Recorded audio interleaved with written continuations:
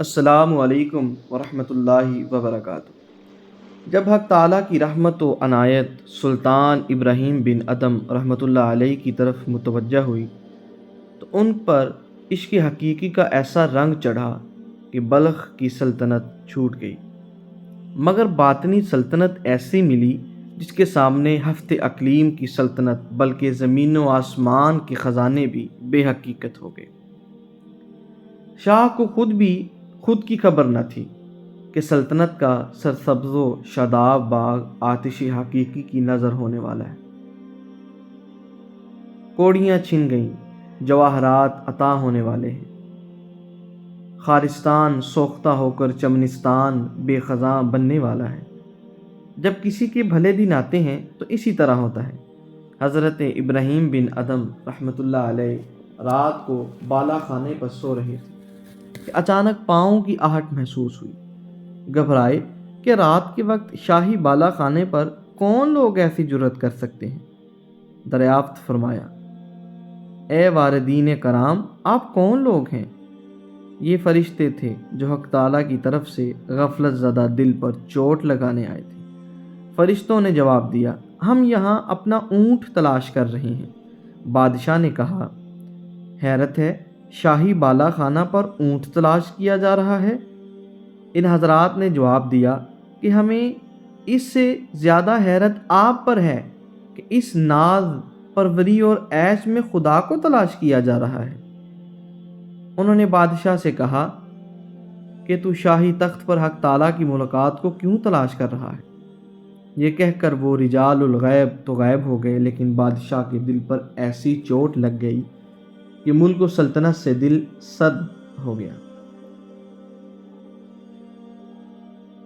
مولانا روم علیہ رحمہ فرماتے ہیں، اے لوگو، سلطنت کو مثل ابراہیم بن ادم رحمۃ اللہ علیہ کی طرح جلد خیر آباد کہہ دو، تاکہ ان کی طرح تم بھی سلطنت باطنی سے مشرف ہو جاؤ۔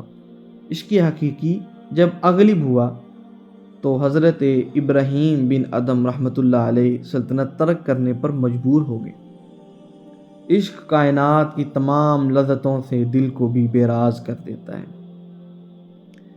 آدھی رات کا وقت ہوا، بادشاہ اٹھا، کمبل اوڑھا اور سلطنت سے نکل پڑا۔ سوز عشق کی ایک آہ نے زندان سلطنت کو پھونک دیا اور دست جنون کی ایک ضرب نے گریبان ہوش کے گزے اڑا دیے۔ سلطنت بلخ ترک کر کے حضرت ابراہیم بن ادم رحمۃ اللہ علیہ نیشاپور کے صحرا میں ذکر حق میں مشغول ہو گئے۔ حق تعالیٰ کا ذکر ہی اس روح کی غذا ہے اور اللہ تعالیٰ کی محبت سے زخمی دل کے لیے ذکر حق ہی مرہم ہے۔ آپ 10 برس تک صحرائے نیشاپور میں دیوانہ وار عبادت میں مصروف رہے۔ سلطان ابراہیم بن ادم نے جب اپنے باطن میں نسبت اور تعلق باللہ کا بدر کامل روشن دیکھا تو تمام خواہشات نفسانیہ اور ظاہری آرائشوں سے مستعفی ہو گئے۔ سلطنت بلخ کا وزیر اس طرف سے گزر رہا تھا۔ اس نے بادشاہ کو اس حال میں دیکھ کر اپنے کورے باطن میں سوچا کہ کیا حماقت ہے، ہفتے اقلیم کی سلطنت ترک کر کے مثل گداگر ہو گیا ہے۔ حضرت ابراہیم بن ادم رحمۃ اللہ علیہ کو معلوم ہو گیا کہ یہ کیا سوچ رہا ہے۔ آپ نے فوراً اپنی سوئی دریا میں پھینک دی اور بآواز بلند دعا فرمائی کہ اے اللہ، میری سوئی مجھے واپس عطا فرما۔ دریا سے فوراً ہزاروں مچھلیوں نے اپنے لبوں پر ایک ایک سونے کی سوئی لے کر پانی سے منہ باہر نکالا۔ جب اس امیر نے یہ کرامت دیکھی تو اپنے فاسد خیالات پر اور اپنی بے خبری پر سخت نادم ہوا۔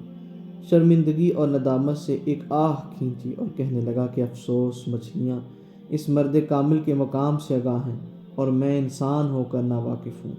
میں بدبخت اس دولت سے محروم ہوں، مگر مچھلیاں اس معرفت سے آگاہ ہیں۔